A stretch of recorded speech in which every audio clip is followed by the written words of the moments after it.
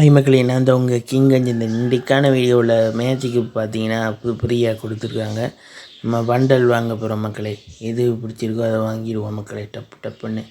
இந்த வீடியோக்குள்ளே பார்த்து முன்னாடி மறக்காமல் நம்ம சேனலுக்கு புதுசாக வந்தீங்கன்னா மறக்காமல் சப்ஸ்கிரைப் பண்ணி சப்போர்ட் பண்ணுங்கள் மக்களே. இது நல்லாயிருக்கு மக்களே. வானவில் ட்ரெஸ் பண்டலு வேறு லெவலு தரமாக இருக்க மக்களே, அற்புதமாக இருக்குது.